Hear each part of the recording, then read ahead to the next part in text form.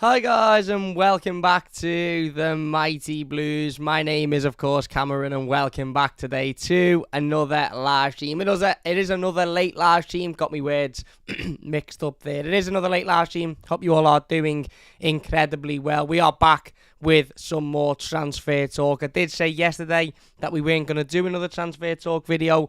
Today we were actually going to do the game review to Everton's 2-1 defeat to Aston Villa at the weekend, and that video will still be coming, probably more likely tomorrow now, because I actually didn't think we'd have much more to talk about today than what we'd already discussed yesterday. Obviously, we sat down last night, talked about the rumours linking Anthony Gordon with a possible move to Chelsea. We spoke about the possibility of Anthony Gordon moving on, whether or not it would be a good deal for the football club, whether or not Everton should accept a bid of around £45-50 million for Anthony Gordon. And obviously today we've had the answer to a couple of those questions, as well as a whole new transfer saga revolving Dele, which I don't think any of us saw coming yesterday, which is now right in our faces, isn't it? So let's get into all of the latest news. As I said, we're going to talk about Anthony Gordon. We're going to talk about another bid, or at least a bid, rejected by Everton. Obviously, we spoke yesterday about a couple of news sources and a couple of journalists reporting that a bid of around £40 million had been rejected by Everton. But there were certain other sources, the likes of Sky, the likes of Alan Myers, who were reporting otherwise and reporting that there'd actually been no bid submitted from Chelsea to Everton for Anthony Gordon. What we've heard today from pretty much every source, including Alan Myers and those others that said yesterday that there wasn't a bid, we've heard today that there had been a bid of £45 million rejected from Everton for Anthony Gordon. Rejected by Everton for Anthony Gordon from Chelsea. And we've also heard that Turkish club Beşiktaş have agreed a deal with Everton for midfielder Dele. So let's get straight into it. We'll talk about Dele first, because obviously we spent quite a significant amount of time talking about Anthony Gordon yesterday, and as I said, we will get into Anthony Gordon a little bit later on in the live stream. But this completely come out of nowhere earlier on this afternoon. I just finished work. I was driving home from work, and all of a sudden, completely out of nowhere, A-Sport, who are a Turkish newspaper and Turkish publication, reported that Beşiktaş are closing in on the signing of Dele Alli from Everton. The Turkish side are looking to take Ali on loan for the season with an option to buy. Fabrizio Romano, who of course, when Fabrizio Romano speaks, when Fabrizio Romano tweets anything out, people start to listen. He then tweeted, Beşiktaş are really pushing to sign Dele Alli. Both a permanent deal and a loan are being considered. Currently, Everton are leaving it to the player to decide. Dele wants game time. We then read a couple of hours later from David Ornstein at The Athletic, saying that Beşiktaş are pushing hard to sign Dele Alli from Everton. The Athletic understands Dele only joined Everton in January, but the club are leaving it up to the 26-year-old to decide what he wants to do. And then David Maddock, a couple of hours ago, tweeted, Everton have agreed a deal in principle to sell Dele Alli to Turkish club Beşiktaş. The Blues have struck an agreement that would see the former England star join on an initial year loan deal with a commitment to a permanent transfer. Frank Lampard made the decision to sell Dele quickly, but the sticking point has come over the players' money demands. So, as I said, this one completely has come out of nowhere over the last, few hours or so. All of a sudden, we started the day thinking that it was just going to be another day of Anthony Gordon rumours and another day of, will Anthony Gordon move to Chelsea? Won't he move to Chelsea? Will Everton accept the bid? Won't Everton accept the bid? And now all of a sudden, another Everton player, another, one of Everton's forward players, if you like, you probably also class him as a midfield player, is being linked with a move away in Dele. And if I'm being honest with you, I'm not too surprised with this one. Now, there is a big question, obviously, surrounding if Dele was to leave the football club, and that question is, well, are we going to replace him? Now, I actually don't think Dele has been a success at Everton, if I'm being perfectly honest with you. Obviously, he had that, he had that substitute performance against Crystal Palace, which was absolutely fantastic. He changed the game and he come on and he made a massive difference in what was an absolutely crucial game of football for the club. However, taking that away and other than that, I don't really think he's done much since joining Everton Football Club. He was obviously a risk for Frank Lampard to take. The deal that Frank Lampard and Everton struck with Tottenham was always going to be a strange one that saw Everton pay absolutely nothing for Dele until he made 20 appearances, in which we paid £10 million, and then when he made a further, I think 20 appearances, we paid another 10, and so on and so forth. Dele has only made 13 appearances for Everton, so as things stand, other than his wages, Everton haven't paid a penny for him, I don't believe, or certainly not anywhere near that £10 million figure that was first suggested. So when that deal was sort of struck, and when Dele became an Everton player, I remember towards the back end of last season when we weren't really seeing him starting games and we weren't really seeing him involved an awful lot. I remember seeing a few people saying, well, is this a ploy that the club are doing in order to not, have Dele play the 20 games until, the start of next season, when it's a new financial year and when, FFP may be a little bit more relaxed. And I remember sitting thinking, potentially, that might be the case. But I also remember sitting thinking, maybe he's just not good enough to get in this team. Maybe he's just not giving Frank Lampard what he needs to break into this side. And we've played 2 games this season, both in which Dele could have started, one of which we had no striking option available against Chelsea on the opening day. And obviously against Villa, we had a striking option available in Solomon Rondon, but he was on the bench. Now, I sat here after the game against Chelsea and said I was extremely surprised that Dele didn't start as the striker.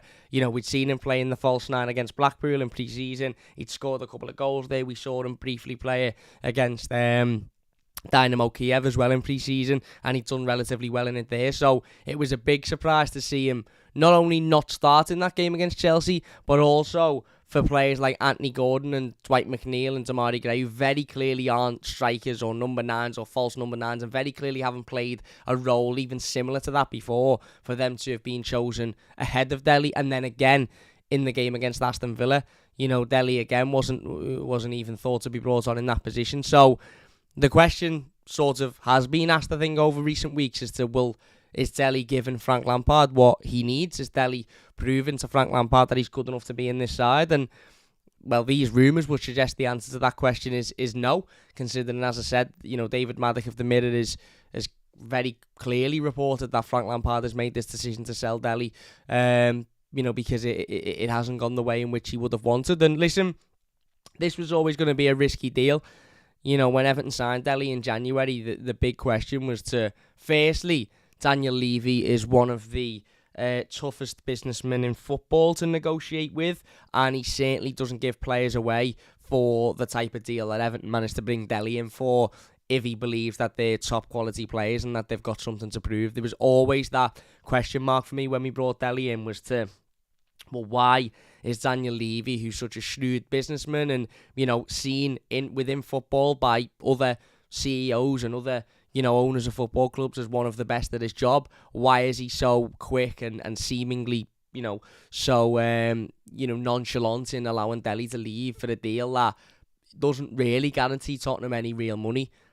And the answer was obviously that he didn't feel Dele was good enough to be a part of Tottenham's future plans. And obviously Tottenham are in a very different situation to Everton at the moment. Tottenham are a team that will be playing Champions League football this season. Everton are a team that have just survived relegation. So I understand why Everton thought, well, hang on, he mightn't be good enough to get in this Tottenham team. He mightn't be bringing Tottenham what they need, but that doesn't mean he won't be giving Everton what we'd need.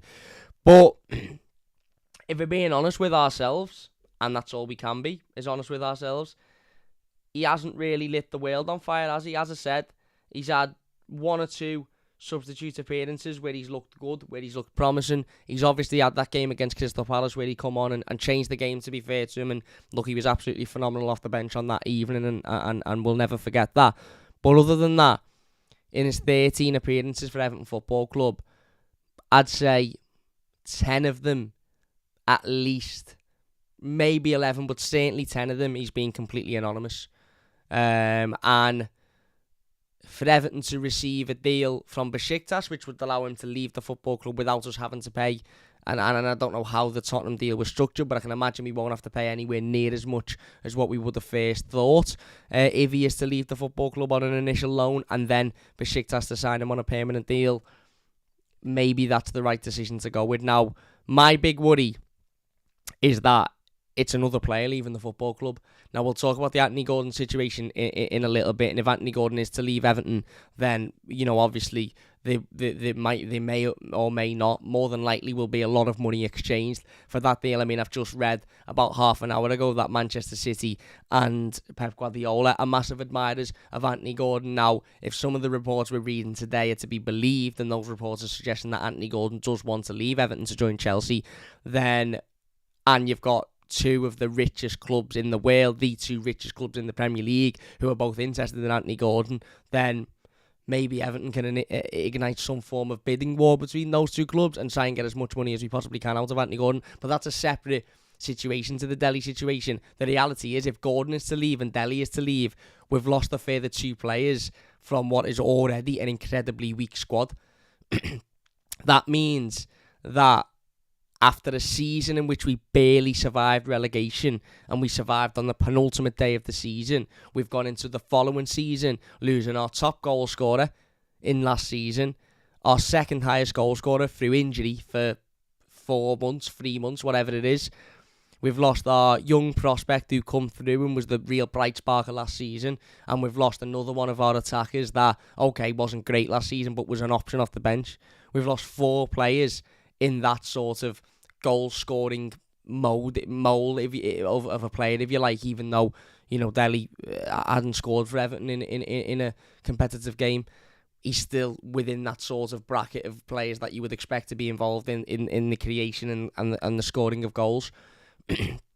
That's my only real worry with this Dele situation. Now, I don't think Dele is a player that Everton particularly need to replace in terms of replace what he brings, because let's be perfectly honest with ourselves, he's brought very little since joining Everton. For whatever reason that may be, maybe he hasn't been given as much of an opportunity as he should have been. And you know what? There's a point to be made for that in that sense. There's definitely a point to be made because he hasn't had a run of 4, 5, 6 starts on the bounce. In fact, as he started 2 consecutive games for Everton competitively, I know obviously he's played in pre-season over in America and stuff, but I don't think he started 2 competitive games for Everton on the bounce, which means that there's definitely an argument to be had that he hasn't had the opportunity to show himself, but there's a reason as to why Frank Lampard hasn't started him. There was a reason as to why Frank Lampard didn't start him at the back end of last season, and maybe that was because Frank believed that he wasn't going to bring what we needed at that time, which was effort, which was desire, which was commitment, which was passion, etc., etc. The fact that he hasn't started in either of the 2 starting games of this season, for me, either of the 2 games we played this season, for me, almost does say he's not really what we thought he would be, or he's certainly not really what Frank Lampard thought he would be. Now, the rumours here are suggesting that the situation is up to him. Now, one report obviously was suggesting that Dele wants game time, and if he wants game time as a priority, then I think it makes more sense for him to go and join Beşiktaş, because he's more likely to play over there than he is for Everton, seemingly at the moment. And I actually think Dele would do quite well over in Turkey. It's a much slower league. I think his technical ability will be on show a lot more, because he'll have much less pressure on him when he's on the ball. He won't have, some of the world's best midfielders chasing him down and running at him and putting pressure on him. I actually think he'll probably do well over in Turkey, and maybe that's part of his thinking process. But will Dele want to make that move, or will he want to get his head down and fight for his place at Everton? I don't know. I really, really, really don't know. But as I said, my only worry with this is, are we going to lose another 2 forward players with 2 weeks to go in the transfer window? And how are we going to replace those forward players? It's already criminal that we haven't brought in a goal scorer this summer. Now, the business we've done so far, I think, has been quite sensible. Tarkowski, sensible.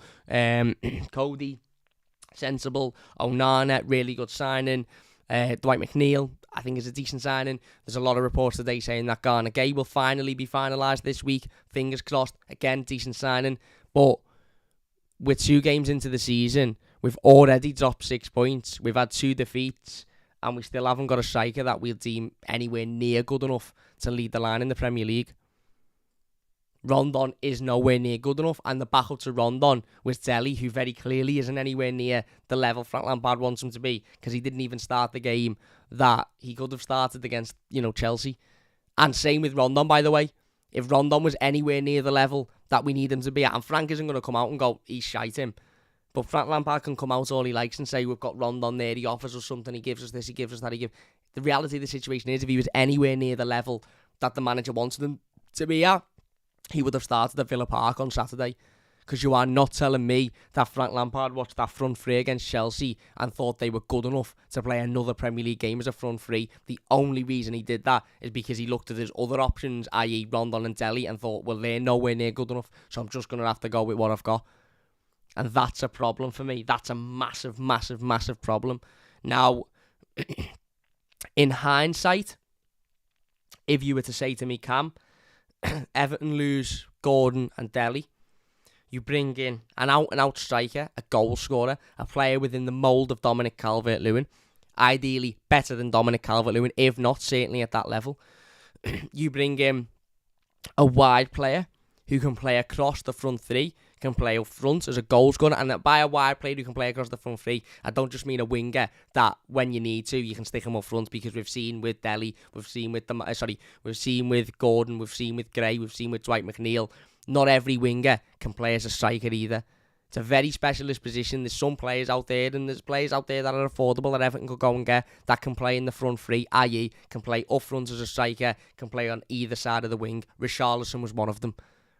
But just because they're a winger doesn't mean they can play as a striker. Our three wingers have proved that over the last 2 weeks. So for me, if Everton could go out and get an out-and-out goal scorer, a striker, somebody of a similar mould to Dominic Calvert-Lewin, and then a player that can play across the front three, similar to Richarlison, and the centre midfielder, does that make up for losing Richarlison, Dele, Gordon, and obviously Dominic Calvert-Lewin for the time being? Maybe. Now, I've seen a couple of people saying, well, we'll have to replace Dele's creativity if we're to lose him. I don't necessarily think Dele brought much creativity to replace, if I'm being honest with you. And again, I'm not just saying this because he's been linked with a move away. I don't particularly think he's been great since joining Everton. As I said, he's had that substitute appearance against Palace. He was brilliant in that game. He played a big part in Everton, winning that game of football. Therefore, confirming our status in the Premier League. But other than that, he's not been particularly effective. So I don't think we lose much in him as a player, but we lose an addition to the squad. And we lose a player in what is already quite a weak squad, with not a lot of sort of first team quality in there. So it's definitely an interesting one. If you were to ask what my gut feeling is on the situation, my gut feeling is I don't think Dele will be an Everton player come the weekend. There's the reports are suggesting that Beşiktaş want this signed and sealed and done by Friday, which is interesting that they're making the demands, but there you go. And there are other options that Everton can explore. Ismail Sarr is somebody that people have brought up over the last 24 hours or so. Personally, I'd love Ismail Sarr. I think he's a great player. Obviously, Watford would want a ridiculous amount of money for him. The lad has just scored the goal of the season in the opening game of the season a week ago. Whether or not that's a possibility, I don't know. But the reality is, if we're being honest with ourselves, the Dele deal just hasn't worked. And if Everton can shift even half of what his wage is and avoid having to pay a considerable amount of money to Tottenham Hotspur, then maybe financially that is the maybe financially that's the way forward. I don't know. I don't know. Again, pardon me. Again, I personally just don't look at Dele and think he'd be that great of a loss. Certainly not in terms of our first team. Now, would he be a loss for an option off the bench? Yes, of course he would. Would he be a loss for a member of the squad? Yes, of course he would. But it's not like we're sitting here having to, try and find out how to replace goals or assists, because Dele hasn't really brought that. Certainly hasn't brought it enough as what we thought he would have brought it when he come in January. So, it's interesting. I don't think any of us expected Dele to be linked with a move away from Everton when we woke up this morning. But there you go. Who knows? Tomorrow it might be a different story. It might be somebody else being linked with a move away from Everton tomorrow. Because at the moment, I've said this before and I'll say it again, we are a sitcom, aren't we? We are a soap opera. We are like, you've got Coronation Street at 7 or whatever. You've got Emmerdale at 6. You've got EastEnders at 8. And then you've got Everton Football Club every minute of the day. We're like a constant bloody constant soap opera. You've got Everton, then you've got Everton Omnibus, then you've got Everton Plus One. You've just got Everton all over the television schedule because there's always something happening. I was in the gym before trying to do a gym session, an hour's gym session, and I couldn't spend 2 minutes without picking my phone up because a different bit of news was coming through every second, whether it's Dele, whether it's Garner, whether it's Gordon.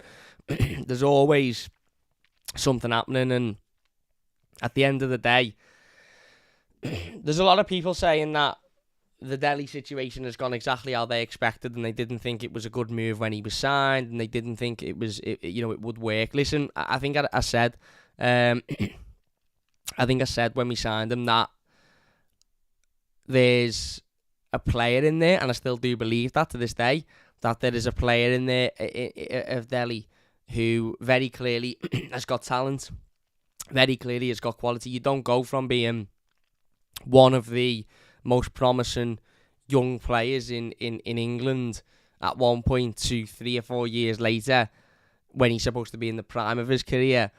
You don't all of a sudden go from that to somebody who seemingly can't even get into an Everton side that have just battled relegation for the season. That doesn't happen. He's still got that talent. He's still got that quality. It's just, why can't he seem to get that out of him? Is it an attitude thing? Is it a motivation thing, whether that be conscious or subconscious? Or is it a fitness thing? Is it his body just can't seem to do what it used to be able to do? I don't know. But the reality is we all sat here when Dele signed and said, maybe Frank can get that player of 4 or 5 years ago out of him. And he hasn't been able to so far. And maybe Frank's looked at it and gone, do you know what? I'm not going to get that player out of him. So if we can get rid of him and save a bit of money, then that's fine. But yeah, as I said, I remember when we signed him, I wasn't over the moon. I was happy because there was a potential that we could get, as I said, we could get that player out of him that he was 4, 5, 6 years ago. And if we could have done that, then he would have been an excellent signing. But there was also a risk that we weren't going to get that player out of him, and we were going to end up in a situation like this. And it seems like we're in that situation. Another reason is, why do we have to keep selling these players with boss songs, by the way? Dele is another Everton player that may leave over the coming days who's got an absolutely boss song that we're now not going to be able to sing at away days. The Dele Alli song was sung loudly on that coach on Saturday for a significant period of time, and now we're not going to be able to sing it again. But no, it's interesting. Obviously, as things stand, as I said, it seems at the moment that it is all up to the player. That Everton have agreed to deal with Beşiktaş. Beşiktaş seem quite, quite eager to get this one over the line. They seem, like they want to get this one done and sealed as soon as possible. But multiple reports are suggesting that it is now up to the player as to whether or not he makes that move. Looks like it's going to be a loan deal with an obligation to buy at the end of it, which is interesting. How much that obligation will be for, I don't know, and how Everton will then structure that against the deal with Spurs to bring Dele to the club in the first place. Again, I don't know. We will we'll wait and see. But it seems like it could be the end of Dele's Everton career. And to be fair, I think I said towards the back end of the season, I'd be very surprised if Dele was an Everton player throughout the course of this season. And then we never really heard much. So, obviously the assumption was that there's no interest, so he will be. And now there's a bit of interest. It seems like Frank, at the first bit of interest, has sort of thought, do you know what? Maybe it's best if we do allow him to go. Listen, Dele might turn around and go, no, don't want to go to Turkey, want to stay in the Premier League. I'm settled here. He seems to have a good relationship with the likes of Alex Iwobi, Ben Godfrey, obviously Anthony Gordon as well. Whether or not Anthony Gordon stays is a different question. But we'll wait and see. We'll wait and see, won't we? But that's the latest on the Dele situation. According to Fabrizio Romano, David Maddock, other sources, Everton have agreed the deal in principle to sell Dele to Turkish club Beşiktaş. There is an agreement that has been struck that would see the former England star join on an initial year loan with a commitment to a permanent transfer after that year. And Frank Lampard made the decision to sell Dele quickly, but the sticking point has come over the player's wage demand. So maybe Beşiktaş won't even be able to reach personal terms with Dele. Because maybe he'll want, a little bit too much more, a little bit too much money than what they're willing to offer. I suppose one big positive for Dele, if he does go to Beşiktaş, is he'll be able to play with former teammate Cenk Tosun, which will be great for Dele. Cenk Tosun, who is, of course, currently on his 836th spell as a Beşiktaş player, which is great. So yeah, listen. Whether this one goes through or not, we'll wait and see. As I said, we'll keep you up to date as and when the news breaks on this one. 222 people watching the live stream currently, which is absolutely unbelievable for 20 to 11 on a Tuesday night. If you are enjoying this one, by the way, please hit that like button. It does only take a second. If you're new to the channel, don't forget to subscribe as well. That would mean a massive, massive, massive amount to me. We are going to get in to talking about Idrissa Gana Gueye and Anthony Gordon in just a short while, but let's get into some of the live comments before we do that. All right, Cam says, Dark Arts, what's happening, my mate? Liam says, the Evertonian in me would love to see Gordon stay, but the Evertonian most of us have in us is usually wrong. Very fair point, mate. Dan says, evening, Cam, how are you, mate? I'm not too bad, my mate. Bitcoin Bear says, well, he's not worth 10 million after 20 games it is. He's played 13, so we'd have to play 7 more games for Everton for us to reach that payment. Thomas says, hopefully we get Serie or Gampo in when Ali goes. Hernandez says, what a crazy day. Only thing that worries me is that we won't have much of a squad unless Everton actually reinvests the money the right way. Well, and I think that's part of the worry with the Gordon situation, isn't it? It's not necessarily the case of... I don't think it's necessarily the case of losing Anthony Gordon. It's a case of not trusting the board to replace what Anthony Gordon brings, which is the big sort of worry. If we trusted this board, I think more Blues would say 50-odd million, 45 million for a player, who currently is all potential at the moment. Yeah, do the deal. But it's the fact that we don't trust this board to replace him. That's where the sort of trepidation, I think, is coming from a lot of Blues. Nicholas says, all right, Cam, lad, finally catching you live. Hope you're good, mate. What's happening? I'm all good, mate. I'm all good. Hope you're doing well. Nicholas Dan says, get rid of Dele and Gordon. If you are enjoying, by the way, please hit that thumbs up button. And if you're new, please do subscribe. Anne says, Dele Ali is such a weird deal. Ed says, we need pace and ambition up front, Cam. Sadly, Dele wasn't the player we'd all hoped he'd be. Desperate for the attacking players if he goes. Spot on. Darkart says, Morpay or Che Adams. I'd rather Morpay personally, but I think Everton are more likely to sign Che Adams. Gordon doing a Barkley. Look, we'll talk on Anthony Gordon in a moment. Hernandez says, sell Gordon now so that Gordon can't do a full-on Barkley. Jungle says, sums Dele up, a move to Turkey. What a waste of talent he is. And Darkart says, Cristiano Ronaldo, Sui. Interesting.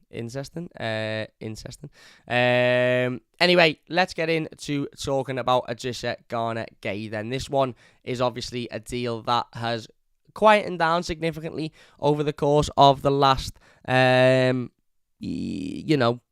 week, 2 weeks or so. Obviously, heavy rumours a couple of weeks ago that Idrissa Gana Gueye had agreed a deal to come back to Everton, and that Everton and PSG had agreed a deal for the transfer of the former Everton player. Then it went a little bit quiet, and the rumours started to come out that there was not an agreement between Idrissa Gana Gueye and PSG for some form of severance compensation package. And then obviously it went really quiet for a week or so. And I think it led to a lot of Blues thinking, is this actually happening or isn't it happening? We have heard a bit of news today, finally, on the Idrissa Gana Gueye situation. This news is coming from Fabrizio Romano, who has said Everton are finally closing in on Gana Gueye deal, working on it since a long time with Paris Saint-Germain. Club's confident to get the deal over the line this week.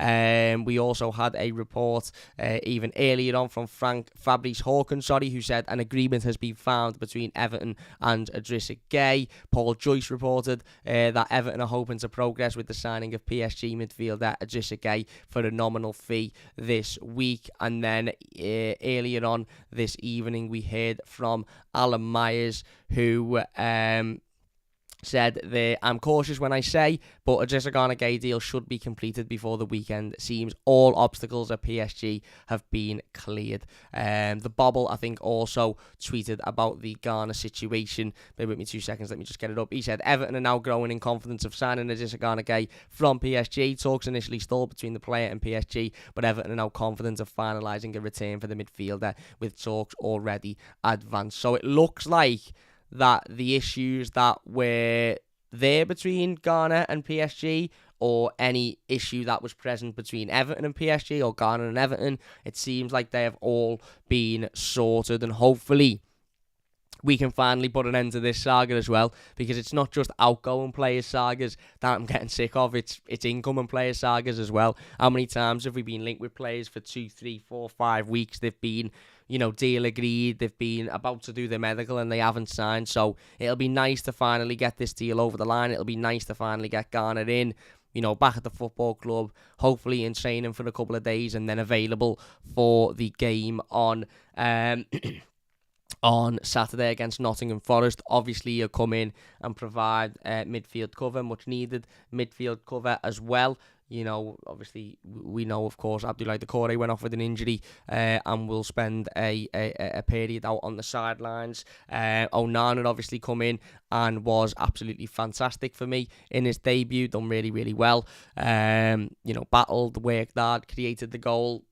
Okay, might have had a bit of a stumble for their second goal, but again, I'm not looking too much into that. But it'll be nice to have a Gisagana Gay in there to ultimately, work with Onana, help him build, and progress as a player. He's still extremely young, and it will also, as I said, be nice to get this saga done and dusted over the line, so we can put it to one side and forget about it. Listen, I don't think there's much to say about Ghana, if I'm being perfectly honest with you. I think we've pretty much said all of it over the last 2 weeks or so. I particularly wasn't very happy when I first heard the news, because I was under the impression that Ghana was going to be the only midfielder we signed this summer. We then obviously made the signing of Amadou Onana, and the Ghana deal become, for me, it started to make much more sense. It started to make sense that we were bringing in Ghana in order to not only step in and do a job now, because he, ultimately improves this team drastically now, which he does, that's a fact, but also to be a sort of, on the pitch coach, if you like, and mentor for the likes of Amadou Onana, who, of course, will be looking to learn from a player of Ghana's experience and Ghana's quality, as well as Doucouré, who could learn a lot from a Gisagana Gay as well. I still don't think, I think people are overlooking Doucouré in almost sort of this way of, well, we've got Ghana and Onana now, so don't worry about Doucouré. Doucouré is still a player that can learn an awful lot and could potentially be a pivotal member of this squad going forward, and he will learn a lot from the experience that Gisagana Gay has had, and also I think it will allow Doucouré to have a little bit more freedom to play more forward. I don't think Abdoulaye Doucouré is a defensive midfielder. I don't think he's a number 6. I don't think he's a sit in front of the defence and sweep up midfielder. I actually think Abdoulaye Doucouré is more of a box to box. I actually think he does his best work going forward. He does his best work on the edge of the opposition box, whether it be passing, whether it be creating chances, whether it be having shots himself, whether it be bulldozing his way in. I actually think he's much better as a more natural box to box than he is a 6 sitting in front of the defence. And with the additions of Onana and Ghana and Alex Iwobi, who all of a sudden seems to be unbelievable in that position as well, it may allow Abdoulaye Doucouré a bit more freedom to get forward, and Frank Lampard another option to be able to use Doucouré in a different manner.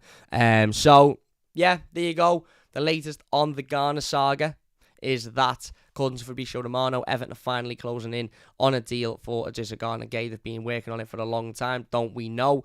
However, the clubs are confident that they will get the deal over the line this week. So whether or not that will be in time for the game on Saturday, we don't know. I do believe that Ghana would have had to have had his work permits and visas sorted by tomorrow if he is to have any involvement in the game on Saturday. However, because this deal has been being worked on for some time, that might have already been sorted. So whether or not he'll even be announced before Saturday, we don't know. And if he is, whether or not he'll be able to play, again, we will we'll wait and see. But I think we'll all be quite pleased to see this one finally come to a conclusion, and that conclusion is with Idrissa Gana Gueye signing or re-signing for Everton. So let us know, are you happy about that? Does that make up for the Dele news? Were you not really that arsed about the Dele news in the first place? Does the Ghana situation make up for it, or were you not particularly bothered about Ghana coming either? Let us know in the comments. If you're watching live, let us know in the live comments. If you're watching the YouTube video, drop a comment down below and let us know. 250 people watching at 10 to 11 on a Tuesday night. This is absolutely unbelievable. We've got 80 likes. If you could get to 100 likes before the end of the stream, that would be absolutely amazing. We are going to do the game review to the Villa game. We are, of course, we're going to do it. Last week we done it on Thursday because we had all sorts of transfer news, Onana, Connor Cody, etc. It seems like it's going to be another week of just constant news. As I said, today has just been like a constant. It's been like a marathon. It's like when a new series comes out on Netflix, and instead of watching one episode a night, you just sit there and watch the entire 10 hours of the series in one sitting. That's what today's been like for Everton. 1 minute it's Dele, next minute it's Gordon, next minute it's Garner. So hopefully tomorrow's a little bit more quiet and we'll be able to do the review. If not, then I'll just do it as a video and I'll get it out separately, because I know I'm not going to be able to sit on a live stream and talk about anything other than transfers at the moment. Certainly not Everton losing a game of football, because we all know that we don't really want to think back to that, even though we're going to have to. Well, I'm going to have to anyway.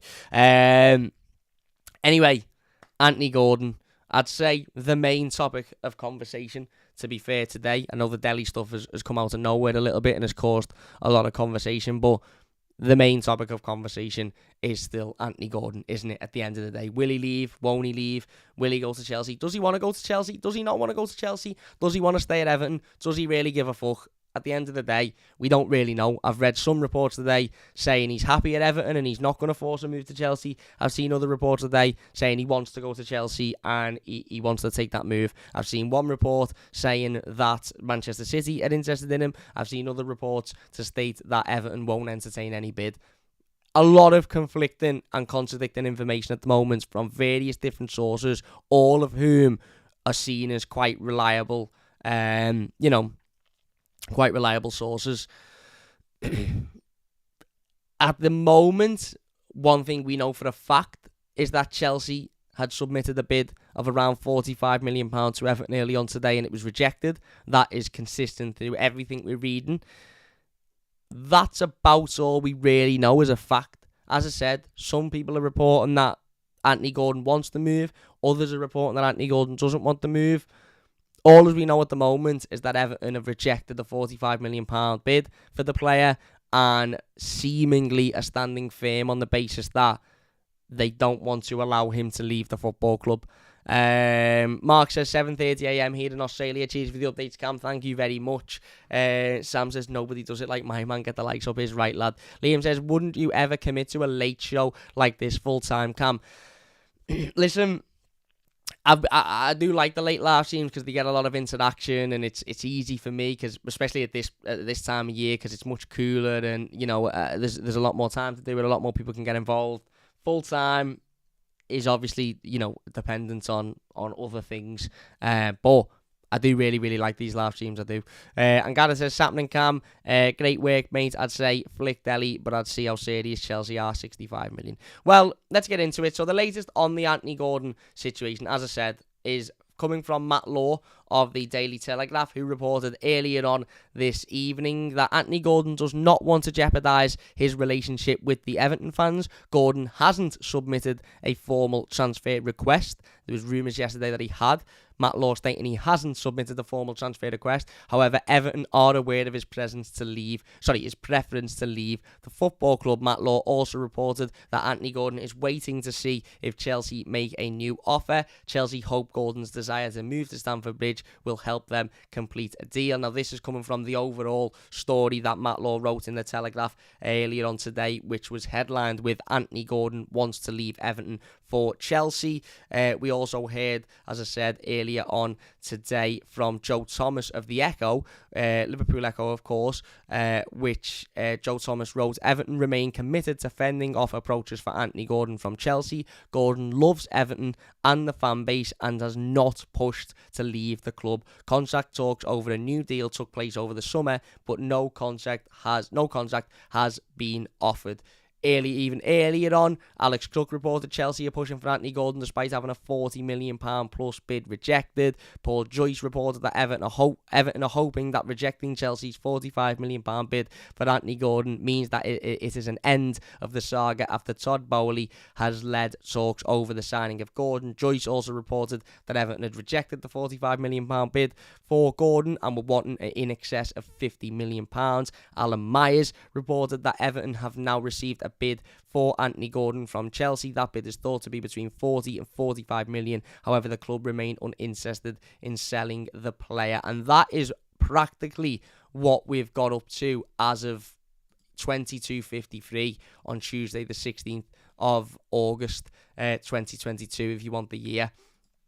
As I said, still a lot of conflicting reports. Still a lot of reports of people saying Anthony Gordon wants to move, people saying Anthony Gordon doesn't. What I think is interesting is Joe Thomas's article in the Echo doesn't specifically state that Anthony Gordon doesn't want the move to Chelsea. It states that Anthony Gordon is not pushing for the move to Chelsea and has an affection to the Everton fan base. Now, Matt Law's article in the Daily Telegraph also, although it's written differently and could be perceived differently, also follows along the same lines of Anthony Gordon, appreciating the Everton fan base, not wanting to ruin that relationship, however, having a preference of joining Chelsea. Now, I know Joe Thomas says that he's not pushing for the move, but Matt Law's article doesn't say he's pushing for the move. It more says that the club are aware of his preference, although he's not actively trying to force his way out the club.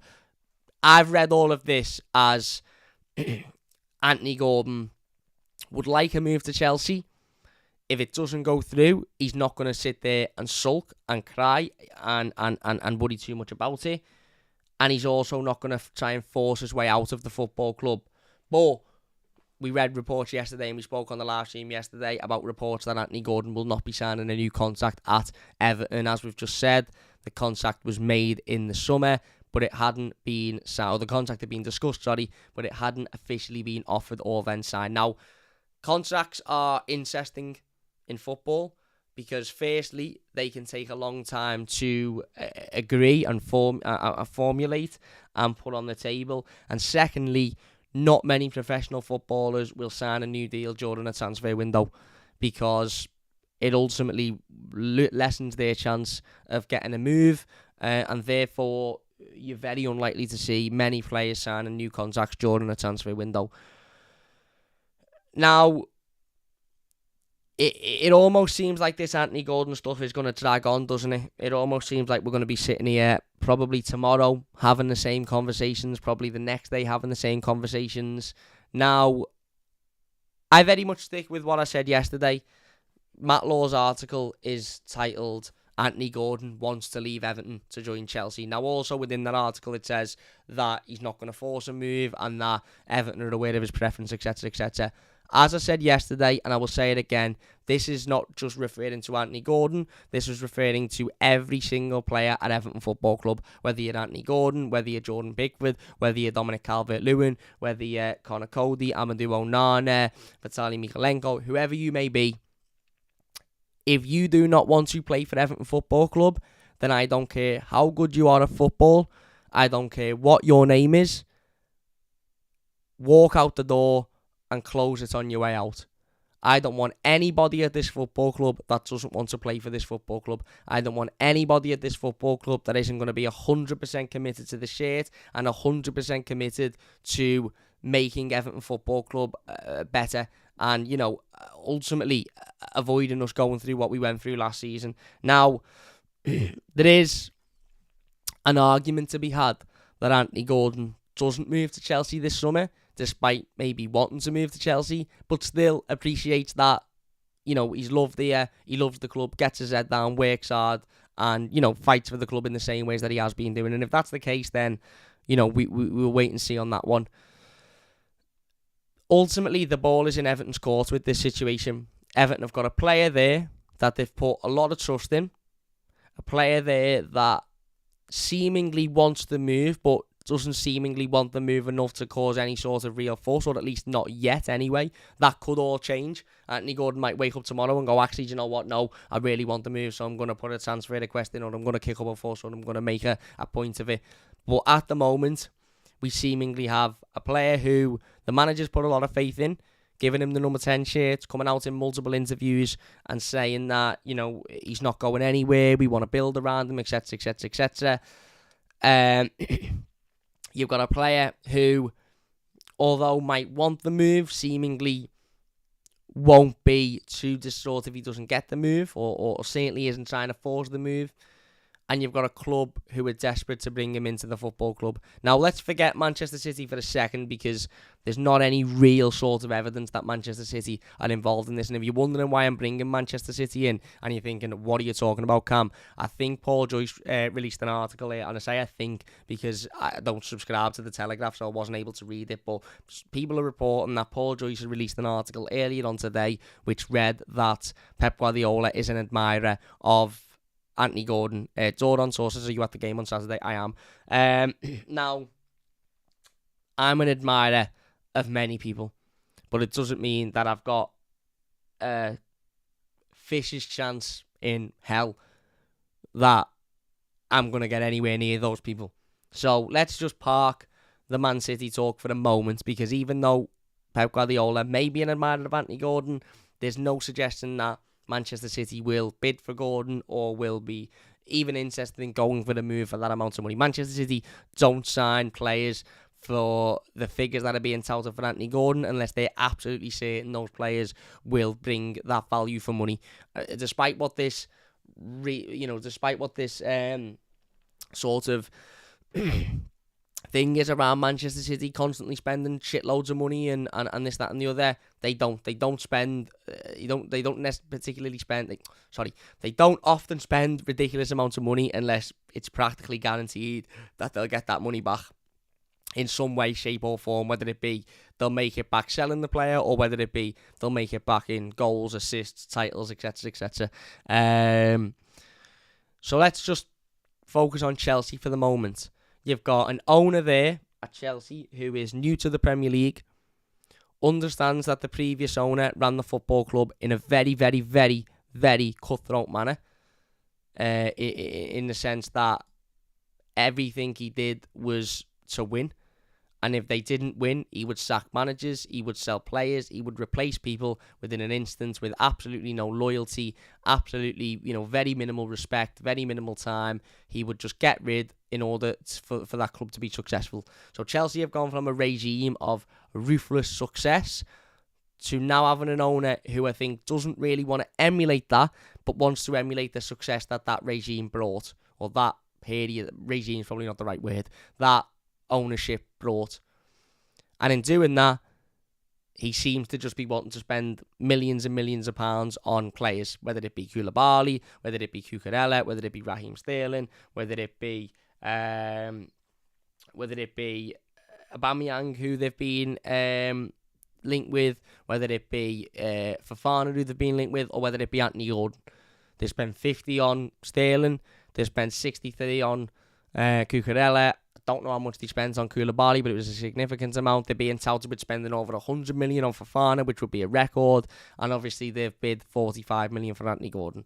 Now, as I said, the ball's in Everton's court. Everton are the team with the player that we've put a lot of trust in, we've put a lot of faith in. He's our star boy, he's our number 10, he's our player who, we want to build the team around. He's our player, he's loved by the fans, loved by the manager, etc., etc. And Chelsea are the team with the owner that's got a shitload of money that seems to be throwing it left, right and centre because he wants them to be as successful as they were in their previous ownership. And he's doing it in a way that screams, I haven't really got a clue about football here. I'm just going to see who everybody else is being linked with, or who the the sort of the fella in the newspaper is, and I'm going to lash a load of money at them.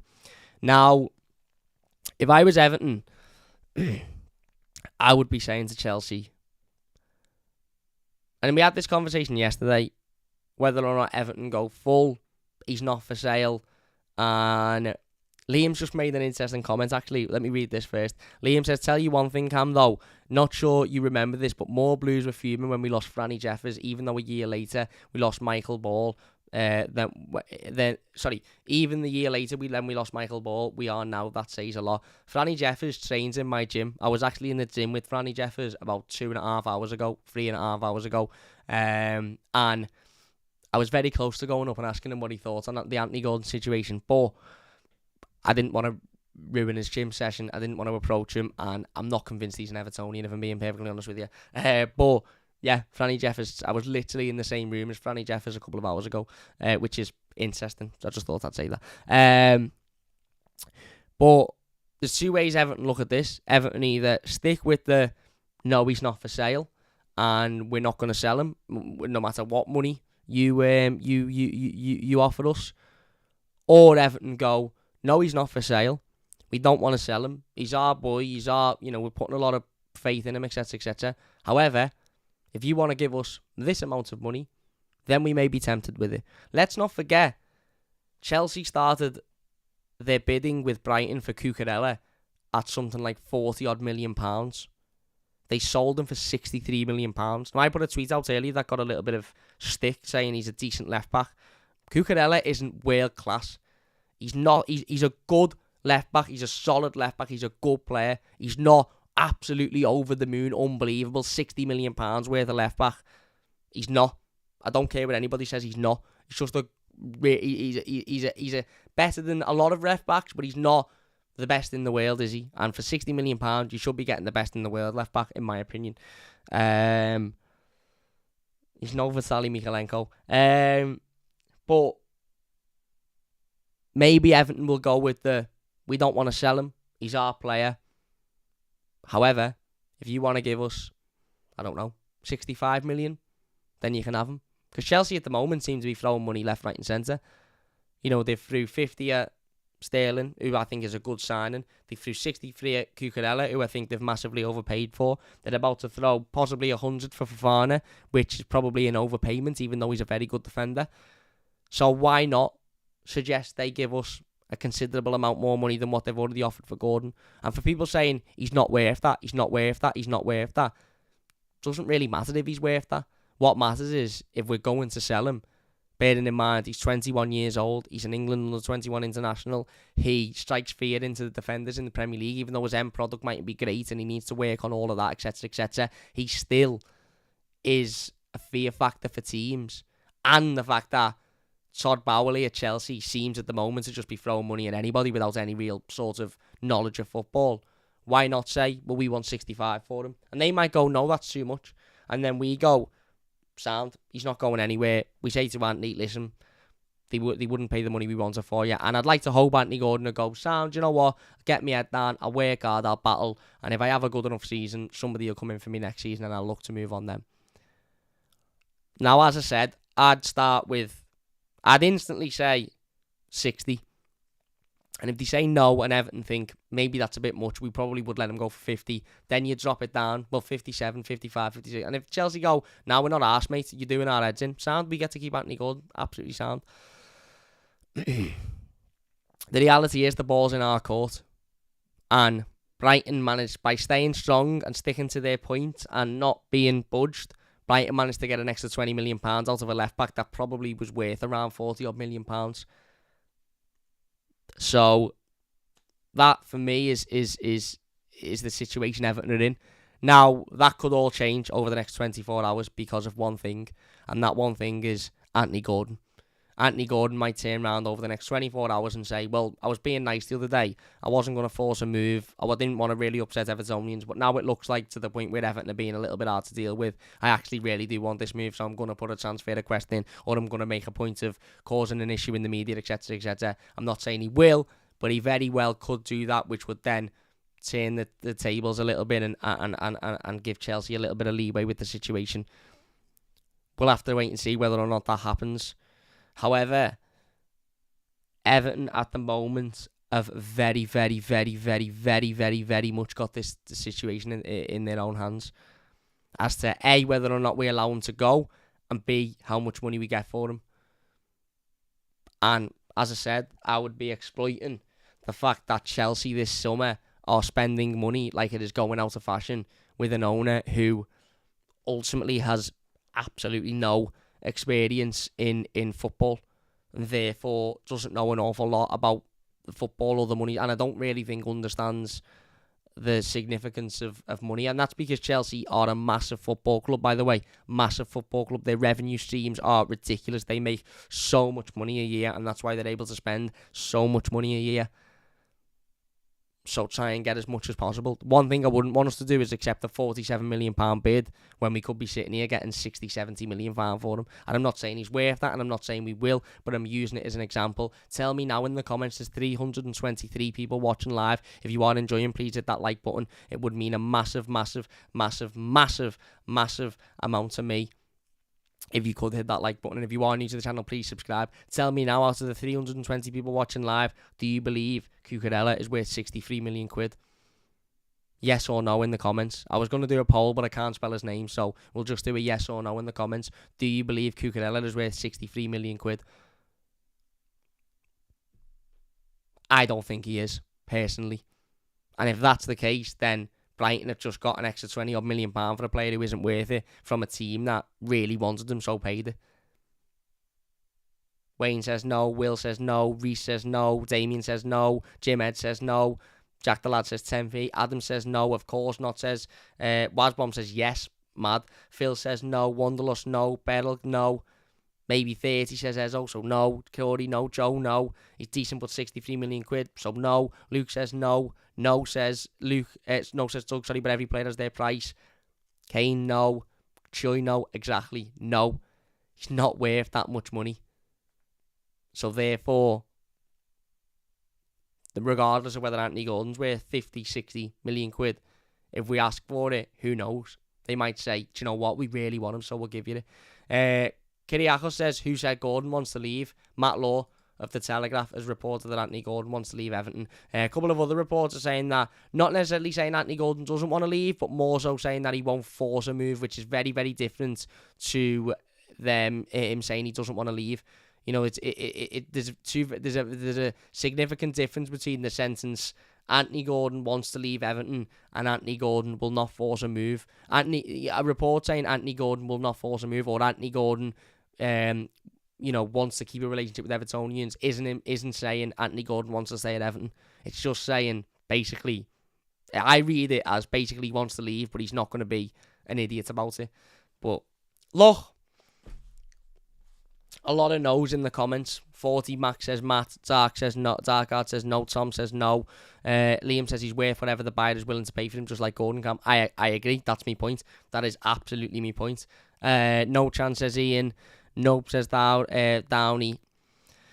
I haven't seen one yes. Well, I've seen one yes, but I don't know if they were being serious.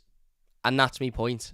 And, ultimately, Liam's absolutely right. Any footballer is worth, what they're worth to the football club, and Anthony Gordon is worth whatever Everton deem him to be worth to Everton, and 60-odd million quid could be the difference between Everton signing 4 new players to 2 new players for 40-odd million quid, and therefore that money could significantly transform this squad. Although we'd be losing Anthony Gordon, who's a young prospect and who's a player that could potentially go on to do great things, we'd be losing him to significantly improve in other key areas that need improving.